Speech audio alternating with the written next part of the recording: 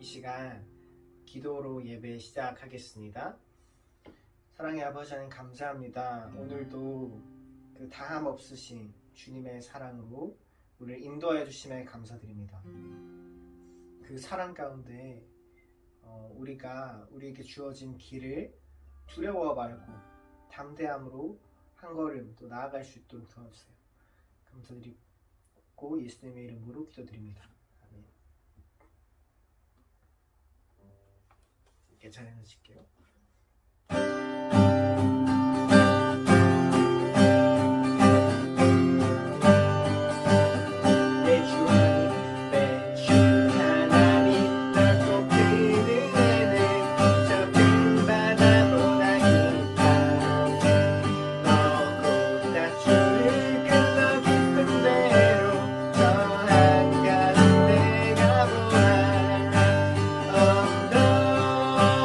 떠나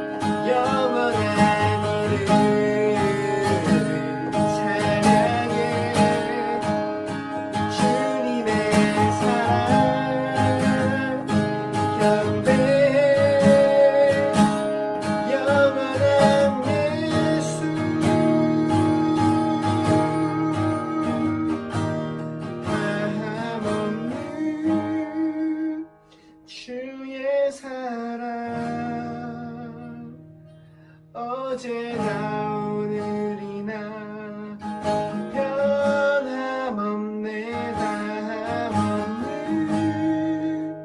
주의 사랑 비교할 수 없는 그 신사랑 다함없는 주의 사랑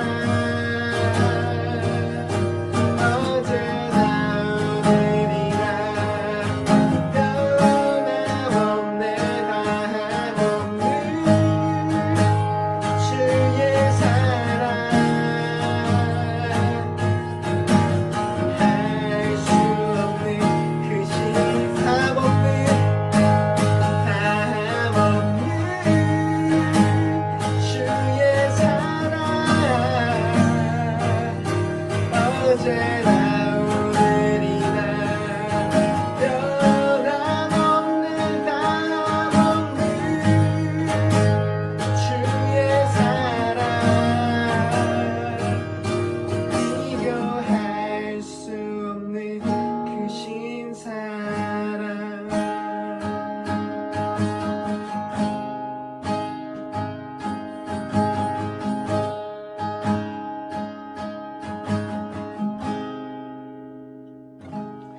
이 시간 같이 함께 기도했으면 좋겠는데요. 우리가 어떤 모습이든지, 우리가 어떤 연약함 가운데 있든지, 우리를 동일하게 사랑하시고 인도하시는 그 주님의 사랑, 그 주님의 사랑 안에서 우리가 오늘도 용기를 내어 다시 한 걸음 디딜 수 있음을 고백합니다.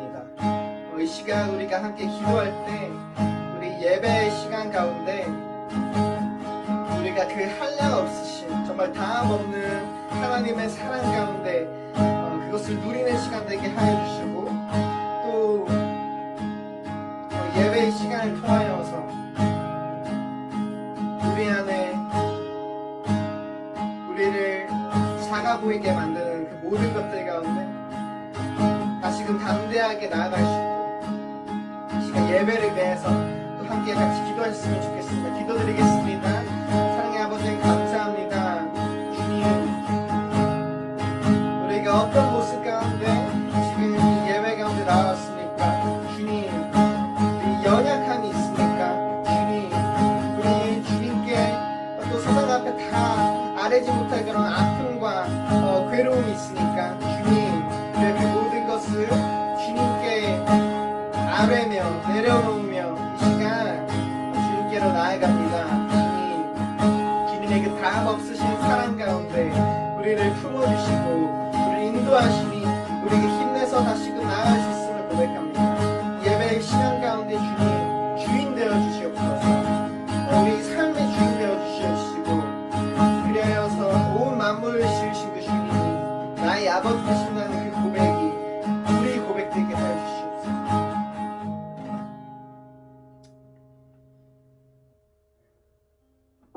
사랑의 아버지 하나님 감사합니다.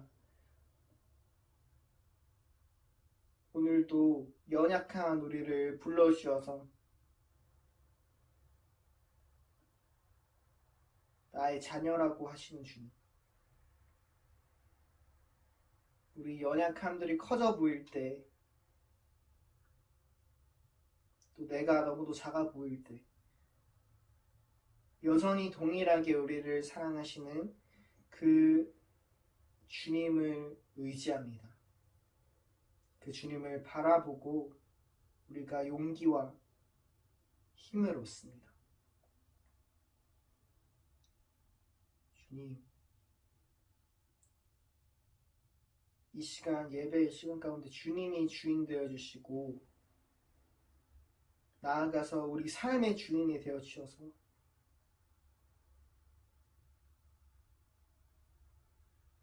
주님을 믿고 따를 때 우리를 위하여 예비해 두신 그 놀라운 기쁨과 복을 누리는 삶 되게 해주세요. 예배의 시간 가운데 함께하여 주셔서 우리 마음을 만지시고 또 주님께로 인도하여 주세요. 감사드렸고 예수님의 이름으로 기도드립니다. 아멘. 이 시간 사도신경으로 우리 신앙을 함께 고백하시겠습니다. 나는 전능하신 아버지 하나님, 천지의 창조주를 믿습니다. 나는 그의 유일하신 아들, 우리 주 예수 그리스도를 믿습니다. 그는 성령으로 잉태되어 동정녀 마리아에게서 나시고 본디오 빌라도에게 고난을 받아 십자가에 못 박혀 죽으시고 장사된 지 사흘 만에 죽은 자 가운데서 다시 살아나셨으며 하늘에 오르시어 전능하신 아버지 하나님 우편에 앉아 계시다가 거기로부터 살아있는 자와 죽은 자를 심판하러 오십니다.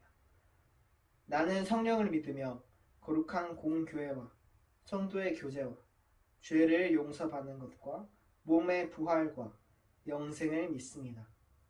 아멘. 함께 기도하시겠습니다. 하나님 아버지 은혜를 감사합니다. 오늘도 신령과 진정으로 예배하게 하시며 말씀으로 은혜 받아 세상 가운데 승리하는 저희들 되게 하여 주시옵소서.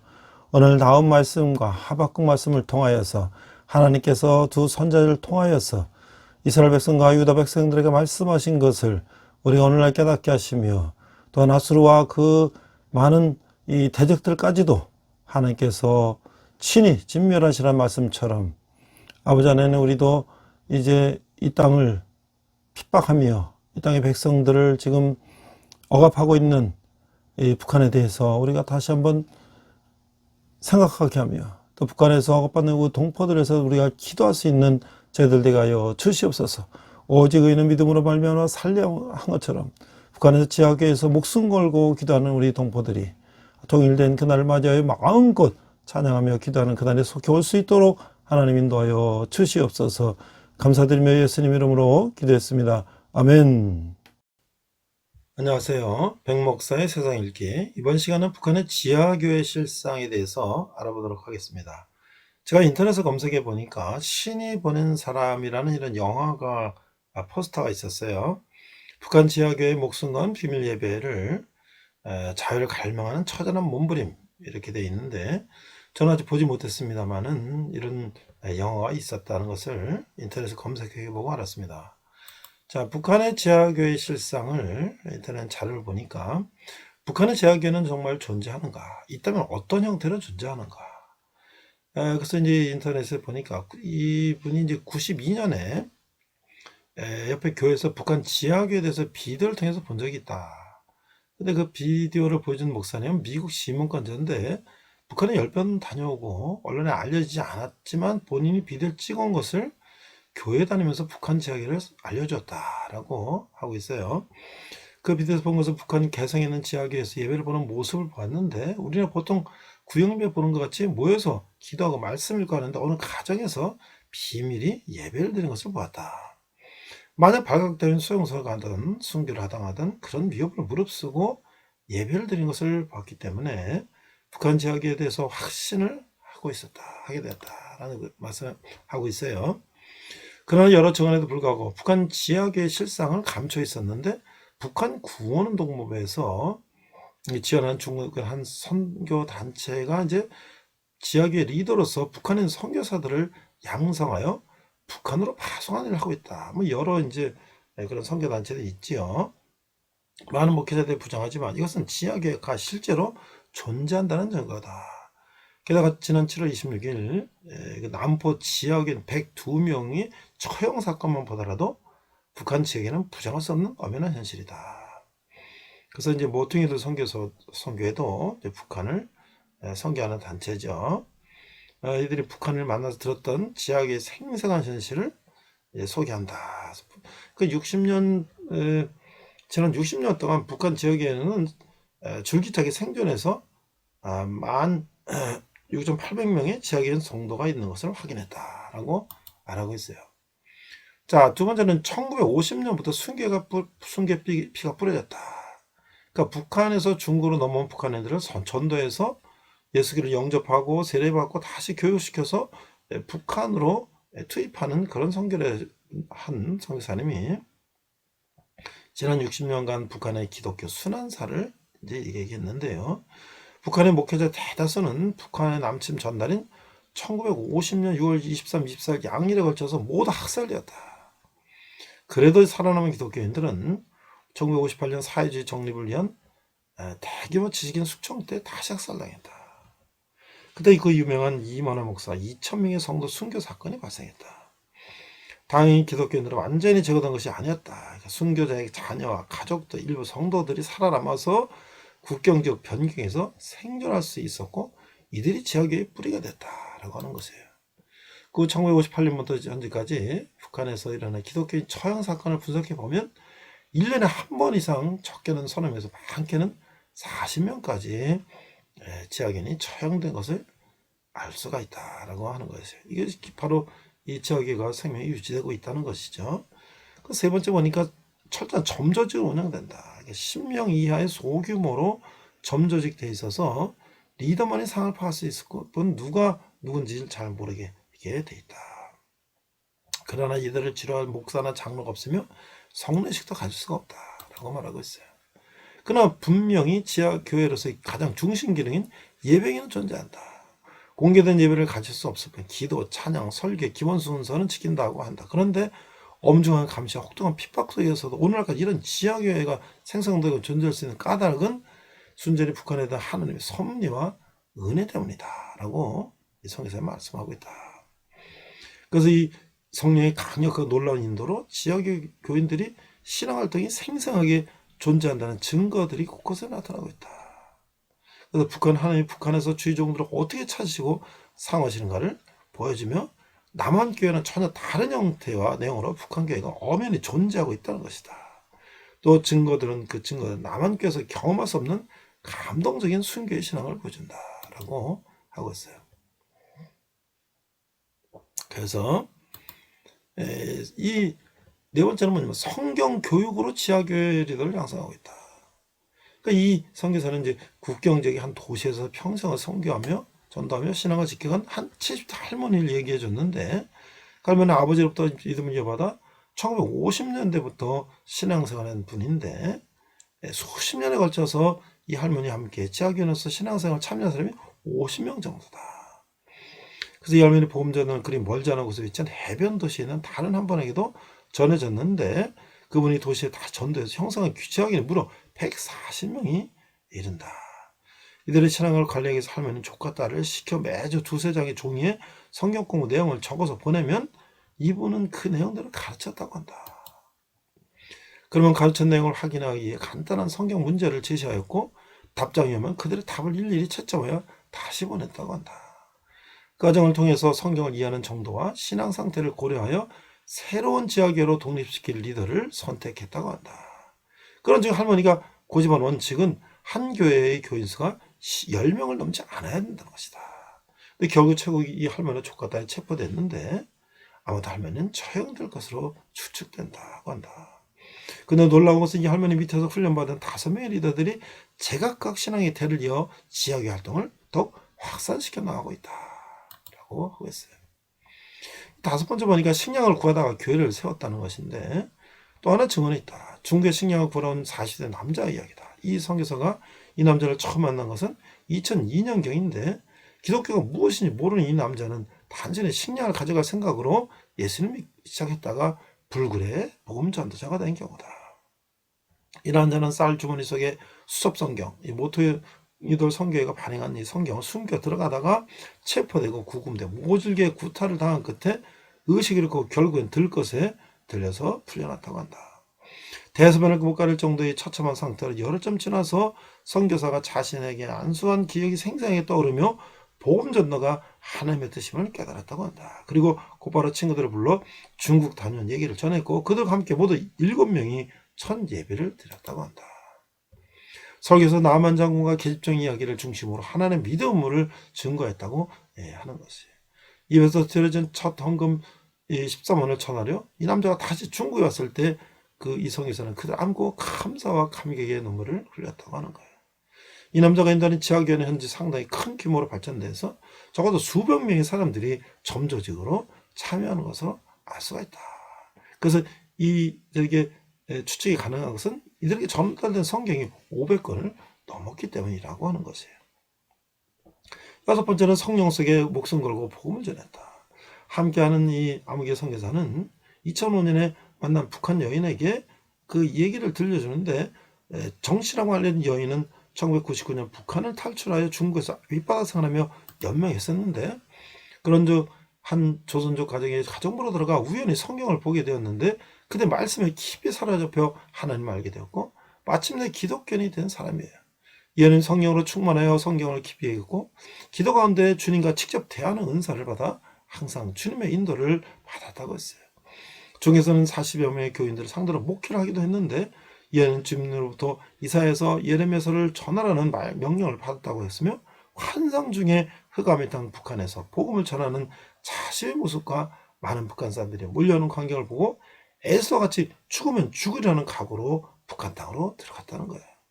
1년의 이연의 딸을 통해서 들은 바에 의하면 복음을 전하는 중에 체포되어 공개의 재판을 받고 처형되었다고 하는 거예요. 이연이 북한에서 어떻게 전되는지는 알 수 없지만 무명한 자 같으나 유명한 자요, 죽은 자 같으나 보라 우리가 살아있고, 고린도서 1장 9절 말씀에 믿음으로 담대히 복음을 전하겠다는 생전의 다짐을 생각할 때 성령 인도를 받아 사등전적인 전도가 이루어졌을 것이라고 정성대사는 말했어요. 이연의 순교도 주님의 거룩한 계획이 아니겠느냐라고 했던 것이에요. 일곱 번째는 북한의 역사하시는 하나님의 증거. 일제시대 때 평양은 제2의 예루살렘이라고 이제 불렀는데, 평양에는 주기철 목사님이 목회했던 게 산정의 교회가 있었고, 이 해방되기 전만 해도 평양신학교가 있었고, 또 그 평양신학교가 이제 우리나라 이사 와서 이제 광나라 광진동에 장신대가 됐다는 거예요. 이런 북한 이 김씨 왕조가 섰지만 평시 행정구역제는 선교가 있다고 하는 거예요. 서울의 용산구가 있듯이 서울에도 없는 선교구가 있을 뿐 아니라 평양 지하철역 중에는 부흥역이라는 전철역도 있다는 거예요. 이런 거 생각해보면 장차 하늘나라 갔을 때 북한에서 올라온 성도들이 남한에 온 성도들보다 많지 않을까라고 잠시 생각해 봤다는 거예요. 마지막으로 여덟 번째, 지역의 존재를 인정하고 도와야 된다. 이 모통인도 선교회는 1945년부터 오늘까지 선교 라인을 통해서 확인된 지역의 성도의 수가 모두 16,000명에 이른다고 밝혔어요. 물론 이들 외에 확인되지 않은 교인이 훨씬 더 많다고 하는 것이에요. 최근 오픈도어즈가 밝힌 북한 기독교 인구는 적어도 20만 명에 달할 것으로 추산한 바가 있다고 하는 거예요. 북한 지하교회의 실상을 전한 두 분의 선교사는 증언을 마치면서 한국교회는 매년 북한 땅에 뿌려지는 거룩한 순교의 피를 기억해야 한다라고 하면서, 북한에서는 매년 한 번도 순교에게 끊어진 적이 없음을 기억하고 북한 땅에 대한 하나님의 사랑과 그 뜻을 두려운 마음으로 바라보며 기도해야 된다라고 주장했던 것이에요. 또한 북한 지하교회에 대해서 피상적인 견해로 가볍게 접근하는 목회자들은 북한 지하교회의 존재를 먼저 인정해야 하고, 지하교회의 고난에 동참하기에 무엇을 해야 하는가를 기도하며 상고해야 한다라고 덧붙였던 것이에요. 이것은 단순한 구제나 전도 차원이 아닌 총체적 선교 차원에서 북한 선교를 바라봐야 한다라고는 이제 의견이라는 것이에요. 앞으로 이제 통일이 이제 얼마 남지 않았을 텐데, 우리가 북한에서 기도하고 그들을 도와야지 통일된 날에 북한의 지하교회 교인들이 당신들은 우리 위해서 무엇을 했냐고 할 때 우리가 어떤 대답을 할 수 있는가? 물론 하나님 앞에 가서도 할 말이 없다는 것이죠. 이상 백목사의 세상 읽기 북한의 지하교회 실상이었습니다.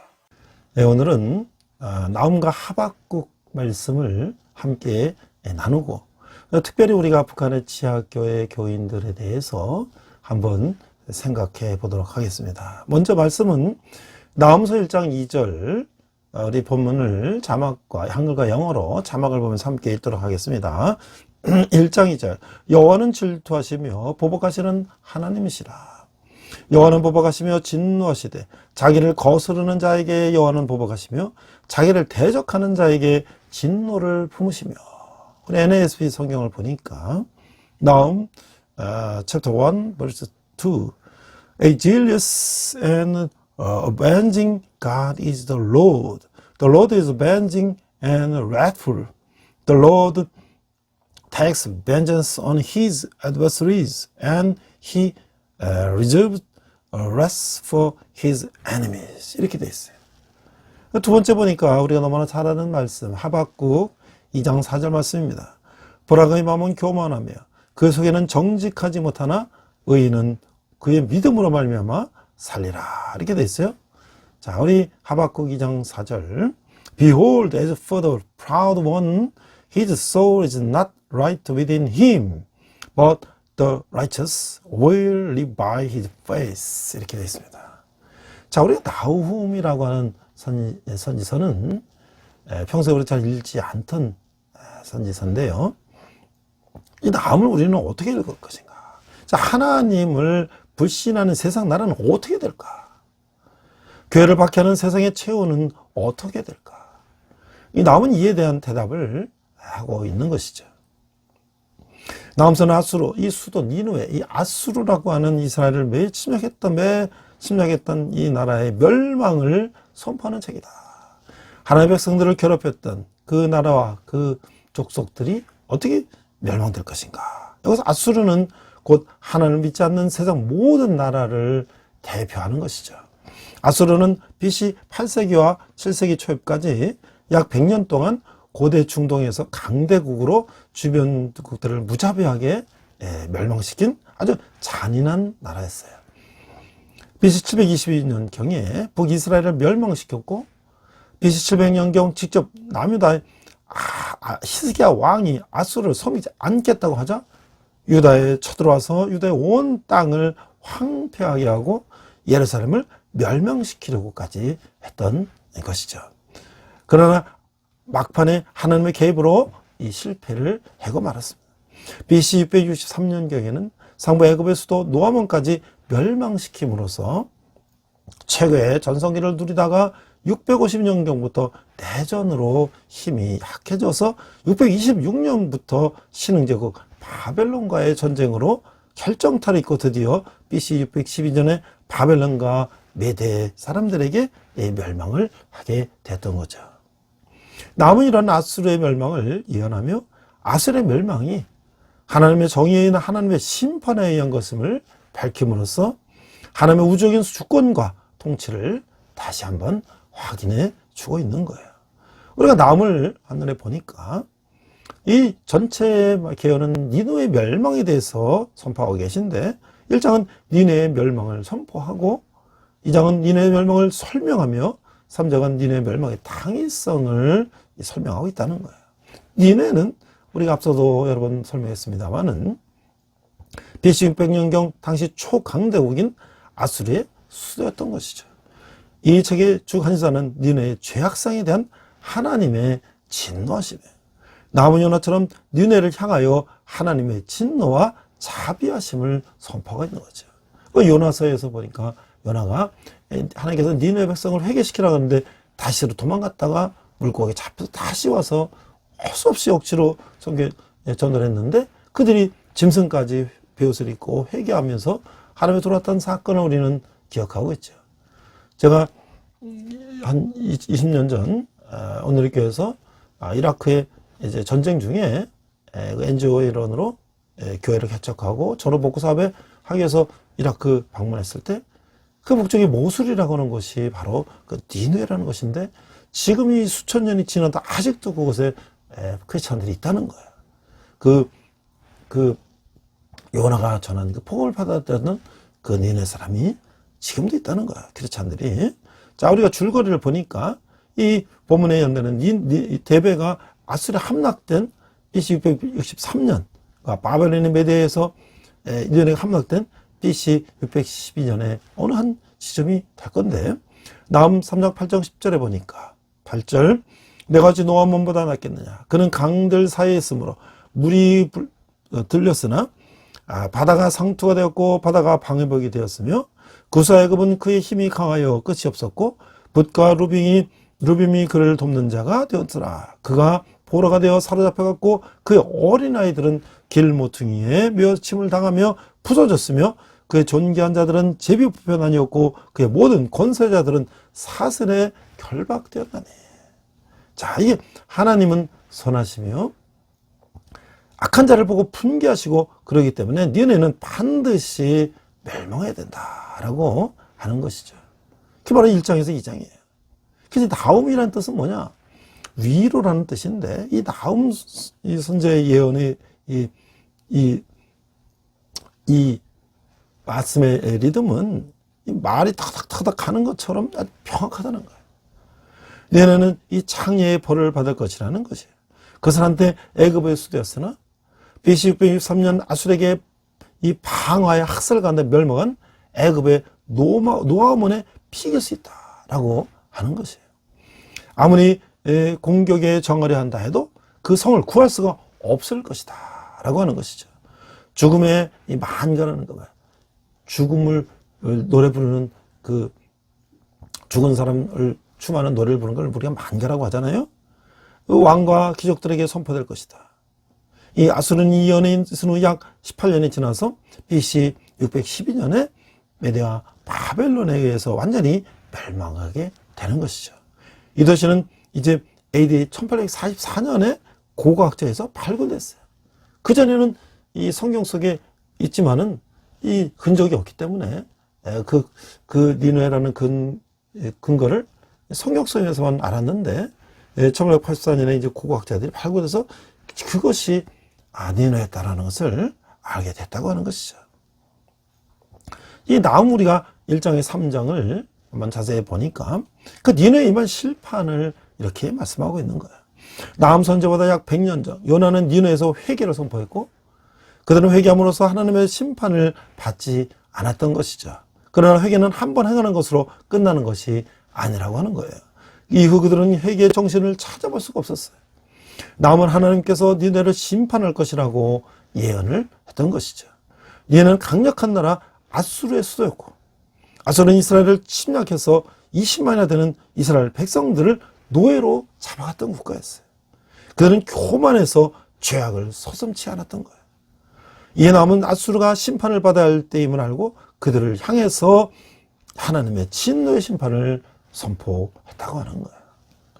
저는 이번 주도 나훔서를 하박국서를 묵상하면서 오늘 우리 이 세상 가운데 어떤 나라, 어떤 국가가 그와 같은 나라, 국가일까라고 생각해 봤는데 우리 한반도를 반으로 잘라서 점령한 이제 북한의 이 공산당 세력들이 아수라 같은 존재가 아닐까.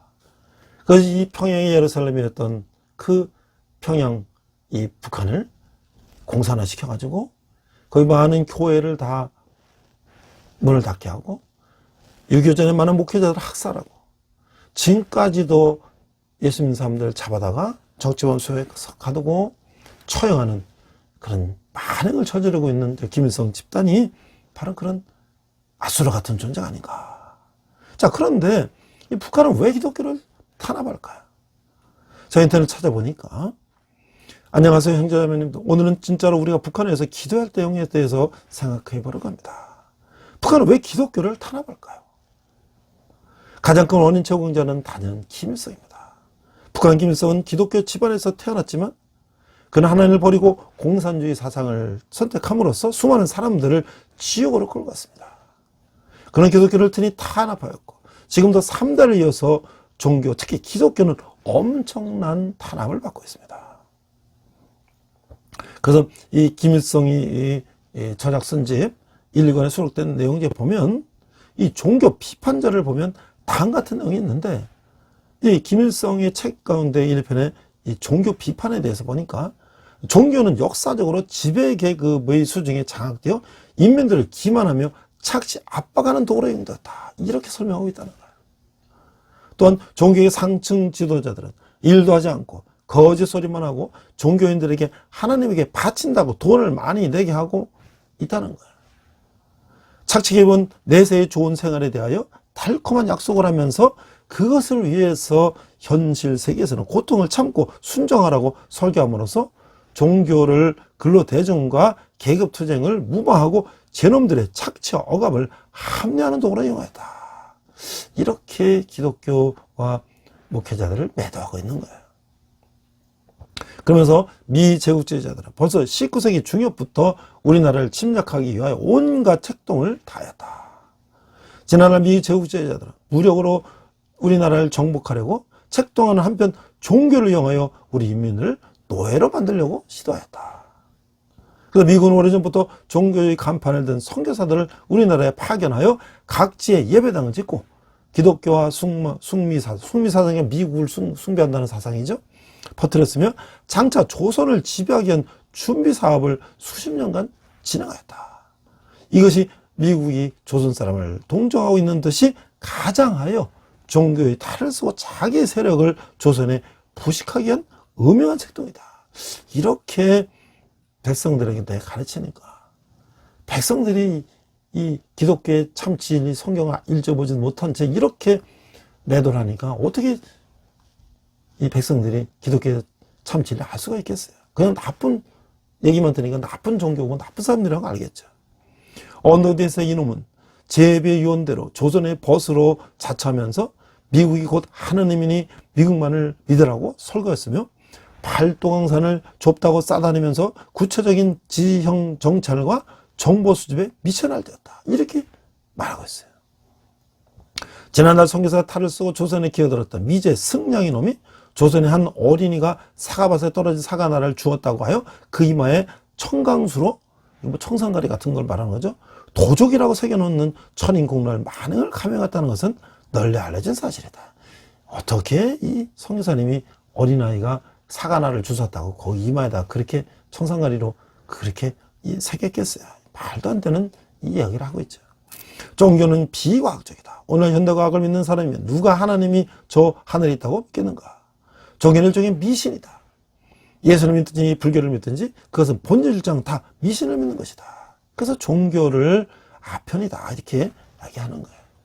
이런 김일성 저작을 바탕으로 북한의 현대 조선말 사전 1981년에 이제 출판된 거 보면 기독교는 낡은 사회의 불평등과 착취를 가리고 합리하며 허황한 천당을 믿기로 해서 지배 계급에 순종할 것을 설교하는 종교라고 정의되고 있다는 거예요.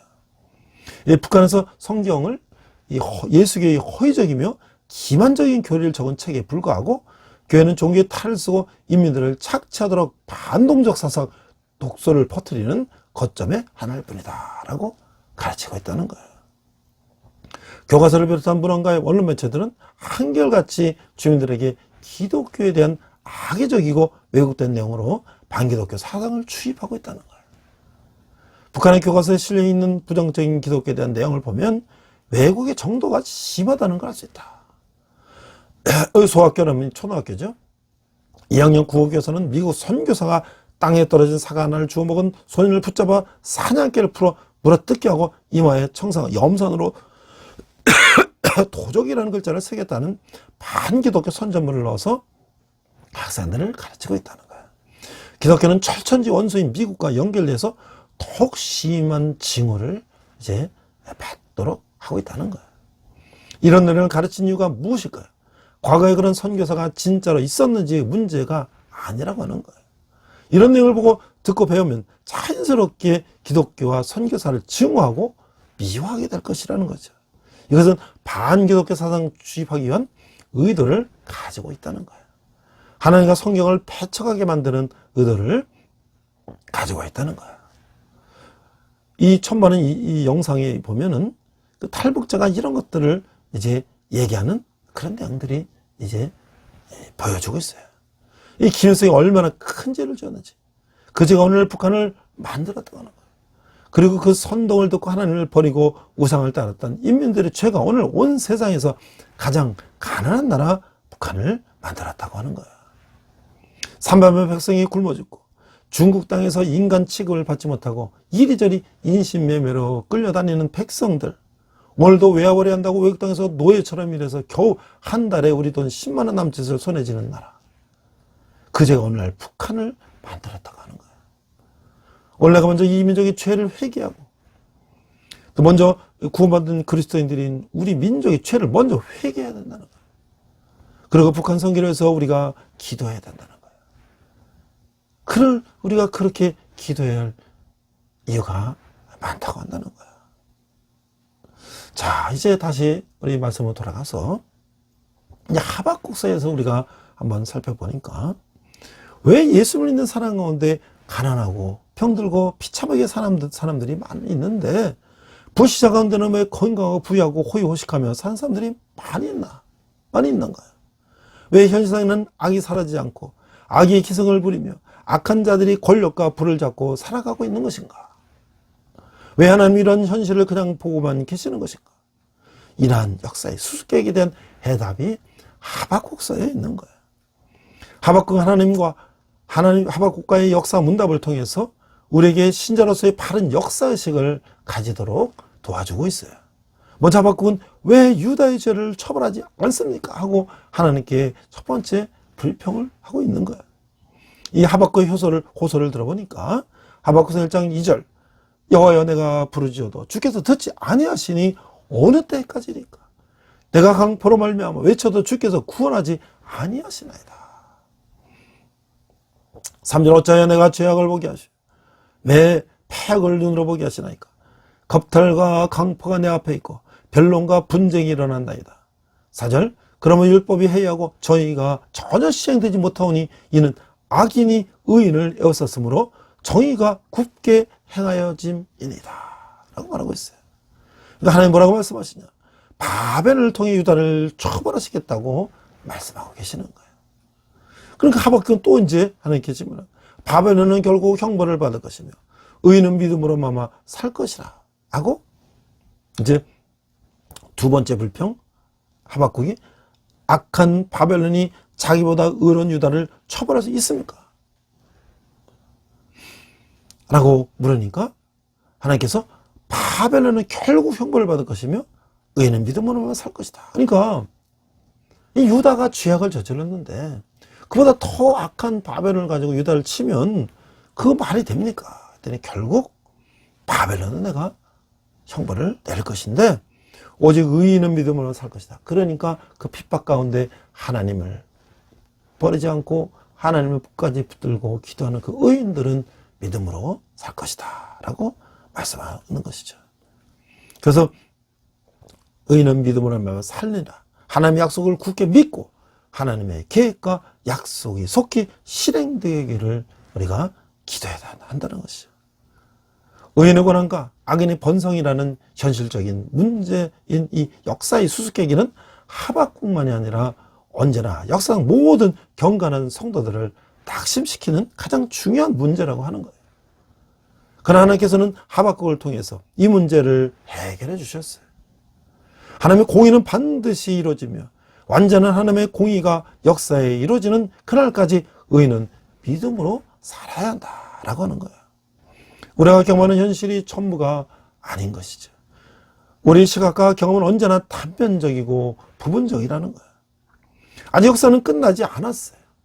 그래서 우리도 하박국처럼 현실적으로 아무리 죄악이 번성한다 할지라도 하나님은 반드시 죄인을 벌하시며 믿음으로 사는 의인을 구원해 주신다는 약속을 바라면서 살아야 된다고 하는 것이죠.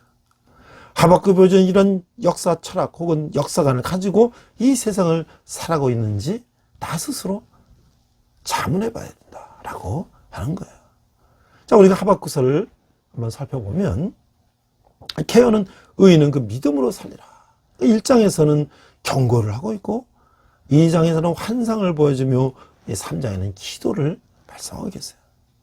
이 줄거를 보니까 하박국이라는 이름의 뜻은 포용하다, 이 받아들이다 라는 뜻인데 이 많은 의문을 안고 있는 선지자였어요.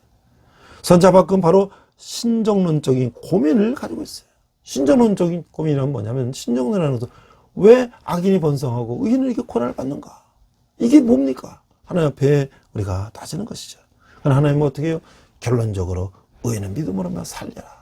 악인이 번성하는 것 같지만 그건 잠시고 결국은 의인이 믿음으로만 살리라. 악인은 멸망할 것이다 라는 것이 하나님의 답인 것이죠.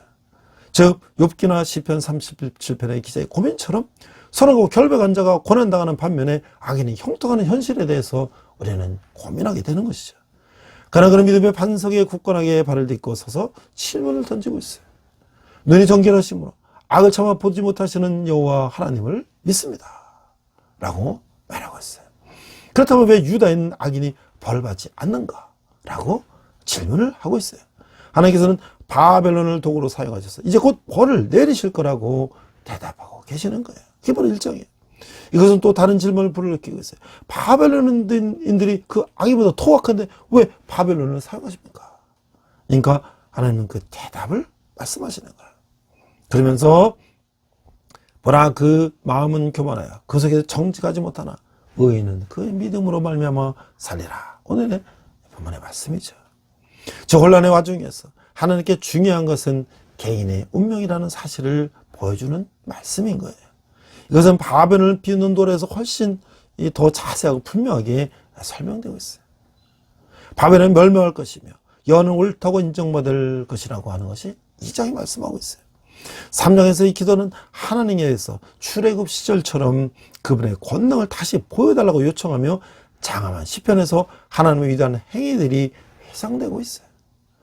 하박국의 신앙은 이제 비록 모든 물질적 자원들이 그에게서 사라진다 해도 그는 여호와 안에서 그의 행복하는 그의 행복과 행복의 힘과 성취를 발견하려고 한다는 것이죠.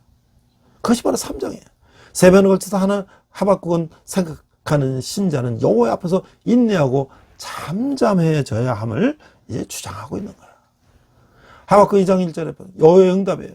내가 내 파수하는 곳에 서며 성문에 서리라. 그가 내게 무엇이라 말씀하시는지 기다리고 바라보며 나의 질문에 대해서 어떻게 대답하실지 보리라 하였더니 하박국 2장 20절 오직 여호와는 그 성전에 계시니 온 땅은 그 앞에서 잠잠할지니라 하시더라. 그래서 하박국 3장 16절 하반절에 보니까 내가 들었으므로 내 창자가 흔들렸고 그 목소리로 말미암아 내 입술이 떨렸도다. 무리가 우리를 치러 올라오는 환난날을 내가 기다림으로 썩이는 것이 내 뼈에 들어왔으며 내 몸은 내 처소에서 떨리는도다. 이렇게 말씀하고 있어요. 자, 우리가 이제 하박국 1, 2, 3장을 이게 보면 이 소선지서죠. 그러니까 이 양이 이 분량이 작은 거예요. 그러니까 3장밖에 안 나요. 대선전은 이제 이사야처럼 66장까지 긴 걸 말하는 거예요. 그 소선지서 하박국은 첫 장부터 의문부로 나열되어 있는 거예요. 이게 풀리지 않은 회의와 의문을 하나님께 쏟아붓고 있는 거예요. 이것은 2500년 전 유다 땅에 살았던 한 선제만의 고뇌와 질문이 아니라 인류의 조상 아담이 에덴 동산에부터 마음속에 품은 이르러 오늘까지 동서고금 모든 인간들이 풀지 못하고 계속적으로 번민하고 있는 그런 질문이라고 하는 것이죠. 그래서 그 근본적인 원초적인 질문이 아닐까 하는 것이에요. 하박국 인간의 끊임없는 이 난제를 하나님께 대변하고 하나님부터 해답을 듣게 되는 형식의 이 대화를 다이얼로그가 1장, 2장에 걸쳐서 계속되고 3장에서는 이제 결국 정답을 찾아낸 기쁨과 감격을 감사의 찬양으로 하나님께 올려드림으로써 그 절정을 이루고 있어요. 그래서 하박국 2장 4절 우리가 이제 말씀하는 것처럼 보라 그의 마음은 교만하여 그 속에 정직하지 못하나 의인은 그의 믿음으로 말미암아 살리라. 이 말씀 우리에게 너무나 잘 알려진 말씀이죠. 이 말씀은 바울의 로마서의 중심 사상이 되었고 마틴 루터의 종교개혁의 슬로건이 되었다라는 것을 우리가 너무나 잘 알고 있죠. 이 갈라디아 로마서가 바로 바울이 이 하박국 2장 4절 말씀을 가지고 이제 증거한 논문이라는 거예요.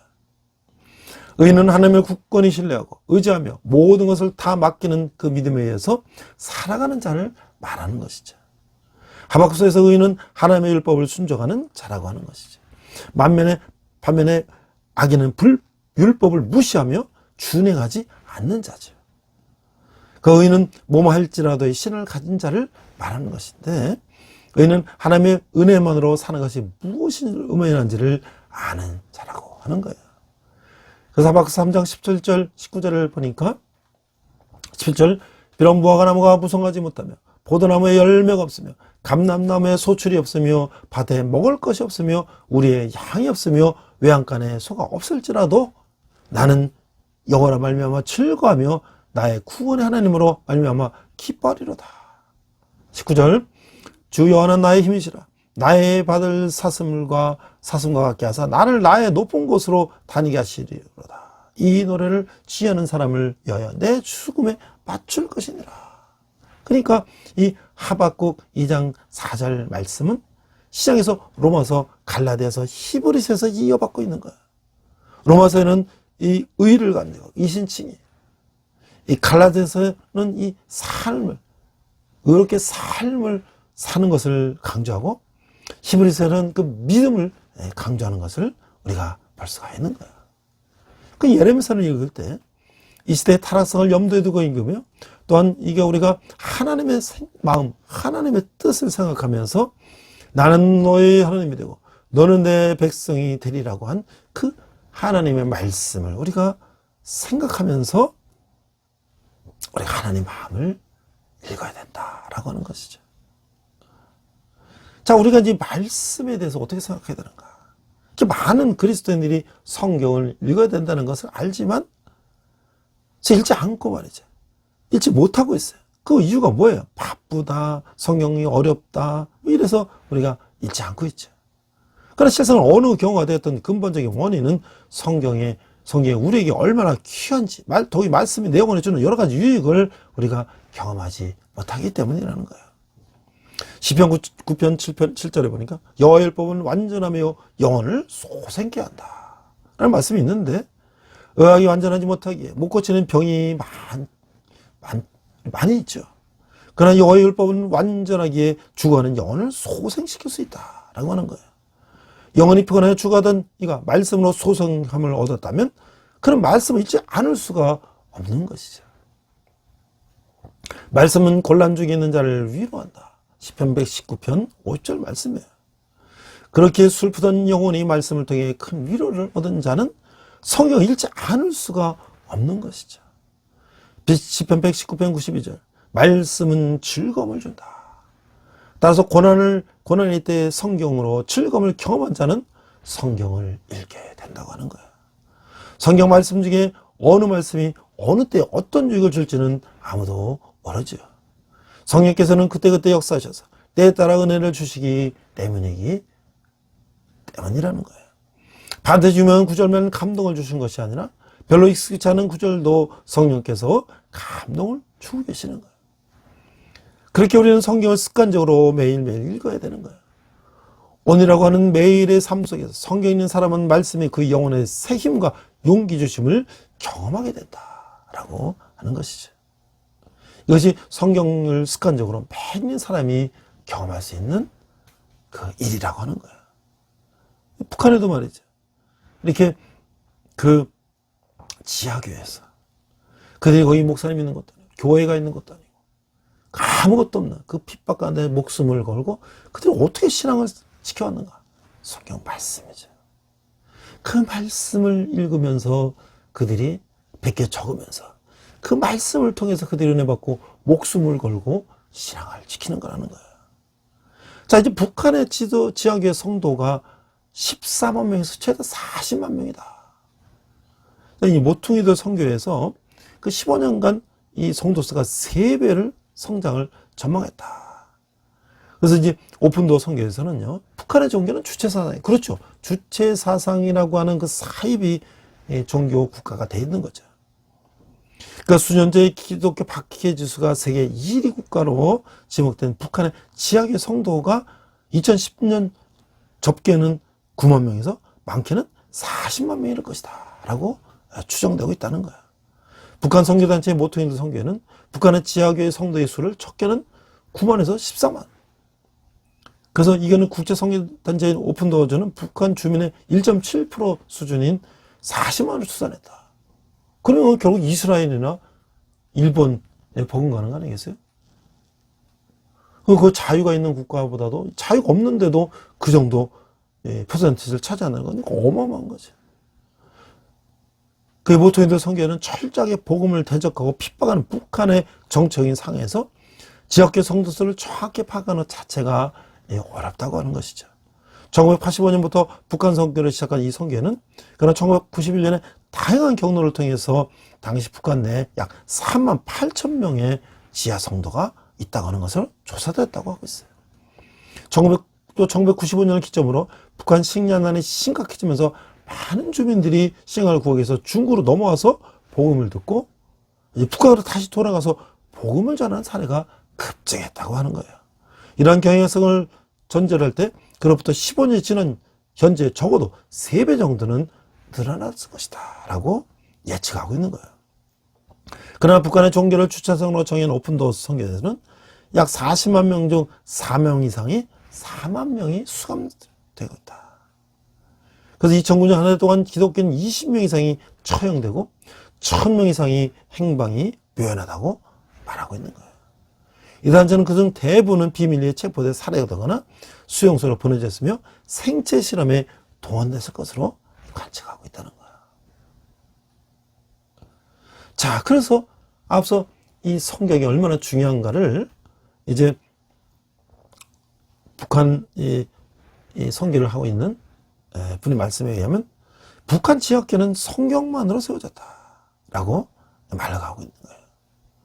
그 2021년에 이렇게 인터뷰한 메시지 유학을 보면 이 복음으로 돌아가자라는 말은 너무 놀라운 이야기다. 위대한 개신교의 개척자였던 루터는 기독교인의 삶은 매일 회개하는 삶이라고 이야기했다. 우리도 매일 처음으로 돌아가야 하고 우리가 세례받은 상태로 매일 돌아가야 한다. 그 회개가 우리의 삶 속에서 매일 일어나야 하는 것이다. 그러면 우리는 하나님이 하시는 일에 참여하게 되고 하나님 같은 방향으로 나아갈 수 있게 된다 라고 말씀하고 있어요. 이 나라의 민족에 대한 하나님의 방향이 무엇일까? 우리는 하나님께서 통일교회의 주역으로 남한교회를 사용하실 거라고 생각한다. 북한교회는 어떠한가? 북한에는 안수받은 목사도 없고 교회 건물도 없고 매주 드리는 교회 예배도 없기 때문에 교회가 없다고 생각하는 사람들이 있다는 것이죠. 그러나 지난 70년간 자료를 통해서 확실하게 북한에는 교회는 존재해왔고 북한의 제약교회는 처음 존 로스 선교사가 조선에 성경을 보내서 복음이 들어온 팔자치와 연결됐음을 알 수가 있다. 그러니까 스코틀랜드 선교사님 존 로스와 맥킨타이어 선교사님이 이제 1800년대 말에 만주에서 중국 선교하다가 조선 선교하기 위해서 이제 조선말로 한문에 된 성경 번역할 때 서상년, 백홍준, 김명원 이런 홍상문 장사 같은 분 중에 한 분이 콜레라 걸려가지고 이제 선교사를 찾아가서 살려달라서 치료해서 나니까 그들이 이제 은혜를 갖게 해서 같이 이제 조선말을 가르쳐드리고 조선 역사를 가르쳐드리고 그분은 이 세 분한테 영어를 가르치고 해서 이 성경을 번역해서 그게 언더드 아펜젤러 선교사님이 오시기 전에 벌써 국내에 번역된 쪽복음, 마태복음 한 권씩 쪽으로 된 성경이 있었다는 거잖아요. 그때부터부터 북한은 선교가 시작됐다는 거예요. 그래서 북한 내부에서 10만 명의 지하견이 있다고 추정하고 있다. 그는 남한의 선교사들과 접촉해서 기독교인이 된 사람이 아니다. 북한 내부에 있는 다른 기독교인들을 통해서 북한을 복음을 듣고 기독교인이 된 사람이다. 그들이 누구의 복음을 들은지는 알아보면 처음 조선에 성경을 보내며 복음을 전파했던 존 로스 선교사로부터 시작되었다는 것을 보게 된다. 이들을 잘 조사해보면 이들의 교리나 예배나 제자 양육이 조선 초기 기독교인들의 모습과 매우 비슷하다고 하는 거예요. 그들의 삶은 남한 선교사들에게 제자 양육을 받은 사람들과 비교해서 너무 다르다고 하는 거예요. 이것은 하나님께서 우리에게 어떤 중요한 핵심을 말씀하고 계시다는 거예요. 한국 초기 기독교들은 거의 북쪽에서 나왔어요. 그런데 그들이 아펜젤러나 언더드 알렌 선교사와 접촉해서 기독교에 되는 것이 아니라고 하는 거예요. 그들이 기독교에 된 것은 성경을 받아서 된 것이라는 거예요. 그들이 받았던 것은 성경 하나밖에 없었다는 거예요. 교회 건물이나 큐티하고 교재, 기타 주석 등으로 기독교에 된 것이 아니라고 하는 거예요. 제일 먼저 조선 땅을 밟은 선교사가 있었지만 그 전에 벌써 이 땅에 기독교인이 존재했는데 그 이유가 바로 존 로스 선교사의 선교 전략 때문이었다라고 하는 거예요. 예수님이 전하는 방법은 뭐냐면 오직 성경 하나뿐이다. 존 로스 선교사는 우리나라 언어로 성경을 제일 먼저 번역을 했어요. 그는 성경 번역을 위해서 훈련받은 사람을 통해서 성경을 번역하지 않았다는 거예요. 심지어 기독교 아닌 사람을 고용해서 성경을 번역했어요. 존 로스 선교사와 함께 성경을 번역했던 사람은 조선의 홍삼 장사였다. 이 상인들은 성경을 번역하는 동안 기독교인이 되었고 그것이 바로 존 로스 선교사의 선교 전략이었다. 그런 선교사들에게 그리스도를 소개할 때 오직 성경으로 소개했다는 거예요. 성경과 함께 전략을 더하는 것이 아니었어요. 성경과 함께 목회자나 교회 건물을 준 것이 아니었고 단지 성경만을 전해줬다는 거예요. 북한 교인들은 존 로스 선교사님이 세우신 반석 위에 4대를 지나 신선하게 세워진 지하교회가 되었다고 하는 거예요. 하나님의 말씀 하나만으로 4대까지 내려온 것이고, 목회자도 없었고, 교회 건물도 없었고, 교단의 지도력도 없었고, 성경도 다 하지 못하고 부분적으로 아는 수준이었다는 거예요. 그러나 성경에 대해 알게 된 그것을 보물처럼 여기고 있었고, 그 보물 때문에 그들은 4대째 목숨을 감수하면서 그 보물을 지키고 있었다는 거예요. 조선의 어떤 선교사들 일부는 많은 대학과 병원을 세우는 선교 방법을 택했어요. 그것이 존 로스 선교사의 선교 방법보다는 더 많은 선교 결과를 낳은 것 같았다고 하는 거예요. 시간이 지나며 병원과 학교와 고아원을 세우고 교원도 크게 짓기 시작했어요. 이것이 서양 선교사가 조선에 남긴 유산이 되었어요. 굉장히 불편할 수 있는 질문을 하겠는데, 서양 선교사들이 북한에 세운 병원, 교회, 고아원들이 오늘은 존재하는 거예요. 얼마나 많은 병원, 학교, 고아원들이 거기서 그리스도를 소개하고 있는가? 전혀 없다는 거예요. 물론 학교나 병원 건물이 아직도 일부 있긴 하지만, 그렇다고 선교사들이 남한에 세운 학교나 교원, 병원 가운데 얼마나 여전히 그리스도를 전하고 있는가? 거대한 기관이 되어 남아있긴 하지만 그것은 세상적인 기관이 되었고, 심지어는 기독교를 적대하는 기관이 됐다. 그렇죠. 이 남한에 있는 이 미션 스쿨이라는 곳, 뭐 선교단체, 병원, 뭐 학교 이런 데가 지금 기독교 전하는 것을 방해하고 있잖아요. 그러나 존 로스 선교사의 사역은 아직까지 대대로 전해지고 있어요. 그것에는 오늘날까지도 예수님은 사람에게 전하는 방법이 성경 하나밖에 없는 거예요. 그렇게 하나님께서 존 로스 선교사님을 통해서 교회를 세워가고 있는 거예요. 그 두 가지 다른 선교 전략을 이제 비교할 수 있는데, 북한의 지역에는 계속되는 핍박에도 불구하고 교회가 남아있다고 하는 거야. 근데 남한의 교회와 교인수는 매년 숫자가 감소하고 있어요. 하나님은 140년 동안 북한 지역에를 순수하게 계속 보존해 오셨고, 다른 곳에 기초해서 세워진 모든 것은 다 제거해 버리셨어요. 이제 남은 것은 성경만 가지고 있는 교회만 남은 것이에요. 그들이 북한의 지하교회인 것이에요. 존 로스 선교사가 가장 처음에 조선에 보냈던 성경에 기초한 기독교가 진짜 기독교였다는 거예요. 이것을 남은 교회는 많이 잃어버렸지만, 존 로스 선교사가 북한 지역교회를 통해서 한 것은 하나도 잃어버린 것이 없다고 하는 거예요. 지난 2년간 북한에 전달 성경이 2배가 증가했다. 이 코로나 때에도 성경을 보급 중단을 못 시켰다는 거야. 전 세계에서 가장 큰 교회 10개나 한국에 있지만 코로나 바이러스에 큰 타격을 받았어요. 그러나 북한은 지난 2년 동안 돌아보니까 우리에게 성경을 보내달라고 하는 것이 오히려 2배가 늘었다고 하는 거야. 성경을 보내는 것을 코로나 바이러스가 중단시킬 수 없었던 것이에요. 공산주의가 지혜계를 패배시키지 못했고, 하나님 지금도 이것을 남한에 말씀하고 계신다는 것이죠. 지금 우리는 회개가 필요한 절실한 때라고 하는 거예요. 공산주의 박해 속에서 4대째 하나님의 말씀을 신실하게 지켜낸 북한 지하교인들의 팔 아래 앉아서 우리는 배워야 한다는 거예요. 우리가 오늘 회개하면 우리를 통해서 북한교회를 도와주게 될 거라고 생각하지 말라는 거예요.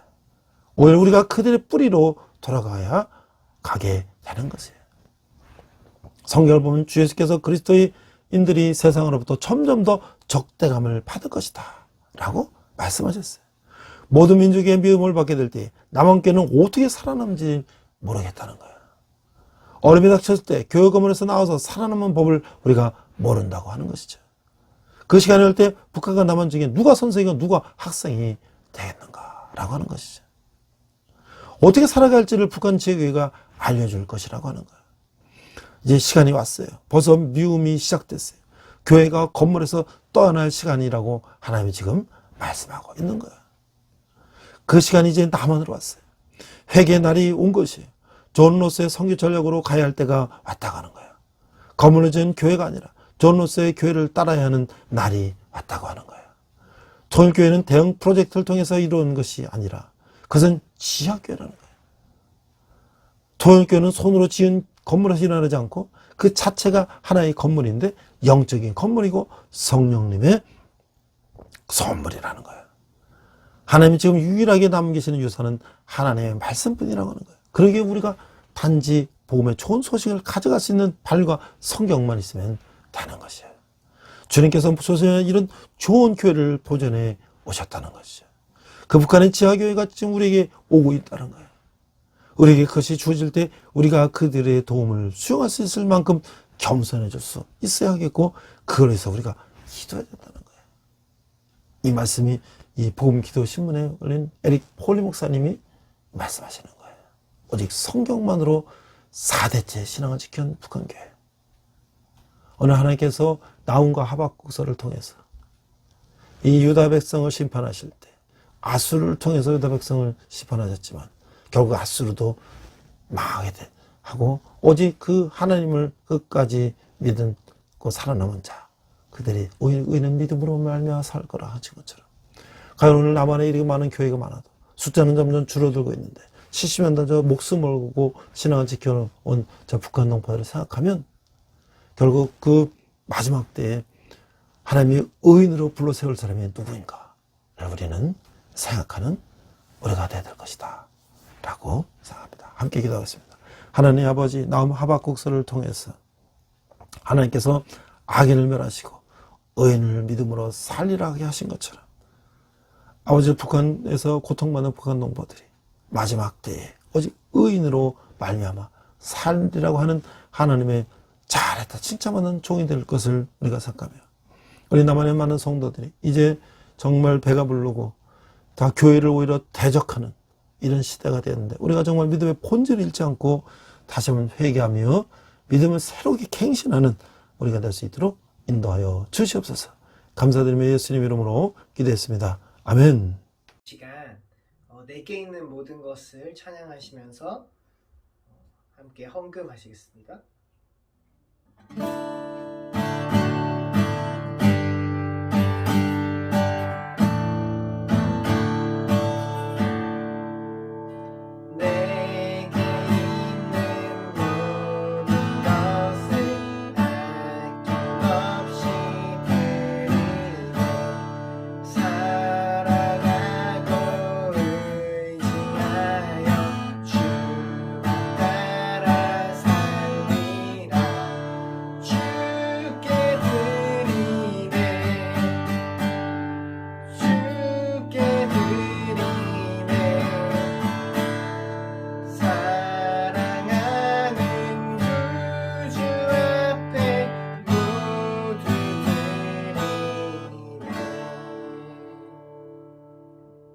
자, 이제 날이 본격적으로 더워지고 있습니다. 이제 대학에는 축제가 벌어지고 있고 여러 가지 행사가 있는데요. 코로나 3년 만에 이제 여러 가지 이제 비대면 활동이 대면으로 바뀌고 있고, 이제 날씨도 화창하고 더운 날씨가 되고, 이제 우리가 그런 행사들이 많이 일어나고 있는데, 특별히 우리 캠퍼스 선교 단체들도 그래서 수고를 하고 있습니다. 또 우리 군대도 훈련과 여러 가지 힘든 가운데 있지만, 또 우리 젊은이들을 복음 하나님께 인도하는데 참 열악한 환경은 어렵지만 그들에게 하나님 복음을 얻을 수 있도록 우리가 함께 기도하며 이제 노력이 될 것입니다. 정말 한국의 젊은이들의 복음화율이 8%라고 하는 거예요. 8%. 이들이 결국 어른 되면 우리 교회는 정말 우리 한 20, 30% 됐던 그 세대가 다 돌아가시면 우리는 8% 교인 세대가 되는 거예요. 그럼 많은 교회가 문 닫고 교회는 이제 어려워지는 것이죠. 여러분이 후원한 헌금과 후원은 우리 청년들 주님께 돌아오는데 귀하게 사용될 것입니다. 저는 앞으로 청년들을 주님께 인도하는데 계속 전진해 나갈 것입니다. 우리 함께 기도하겠습니다. 하나님 아버지 은혜를 감사합니다. 제가 저언예물로 주님께 드렸습니다. 이 예물이 쓰이는 것마다 주님의 영광이 나타나게 하시고 우리 청년들이 주님께 돌아오는데 귀하게 사용되게 하여 주시옵소서. 하나님 아버지, 지금은 우리 주 예수 그리스도의 은혜와 하나님 아버지의 흑전하신 사랑과 성령님의 가박없는 역사심에 오직 의인은 믿음으로 말미암아 살리란 것처럼 고난 가운데도 핍박 가운데도 믿음을 지키며 하나님을 따라 목숨을 거는 우리 북한 동포들을 바라보며 우리가 정말 잘 먹고 잘 살게 돼서 하나님도 버리고 세상 따라가는 우리 남한에 이 많은 크리스찬들이 다시 회개하고 주님께 돌아오기를 다짐하는 우리 성도들, 열방의 백성들과 성교사님들, 특별히 북한에서 고통받는 북한 동포들이 지금부터 영원토록 함께 하시기를 간절히 축원합나이다. 아멘. 우리 선한 능력으로 찬양하시면서 한 주간 승리하시기 바랍니다. 우리 이 시간 선한 능력으로 함께 찬양하시면서 결단의 시간 갖겠습니다.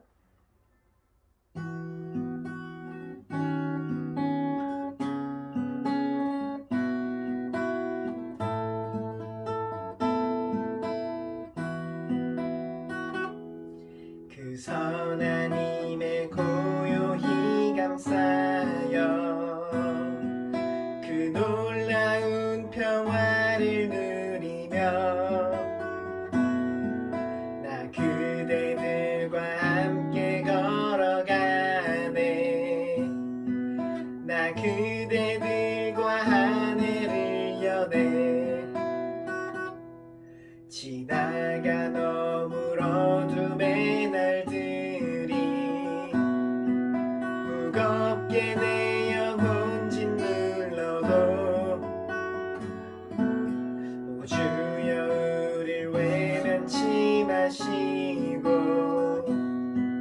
약속의 구원을 이루소서.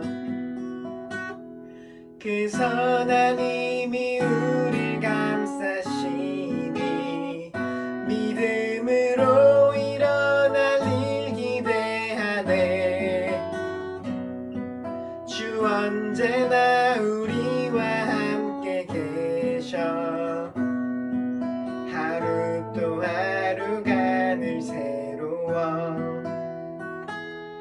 주께서 밝히신 작은 촛불이 어둠을 헤치고 타오르네. 그 빛에 우리 모두 하나 되어 온 누리에 비추게 하소서. 그 선한 힘이 우릴 감싸시니 믿음으로 일어날 일 기대하네. 주 언제나 우리와 함께 계셔. 하루 또 하루가 늘 새로워. 이 고요함이 깊이 번져갈 때 저 가슴 벅찬 노래 들리네. 다시 하나가 되게 이끄소서. 당신의 빛이 빛나는 이 밤 그 선한 힘이 우릴 감싸시니 믿음으로 일어날 일 기대하네. 주 언제나 우리와 함께 계셔. 하루 또 하루가 늘 새로워. 그 선한 힘이 우릴 감싸시니 믿음으로 일어날 일 기대하네. 주 언제나 우리와 함께 계셔.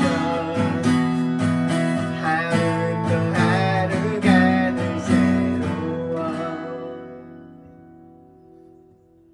주님과 동행하시는 복된 한 주 되시길 축복합니다.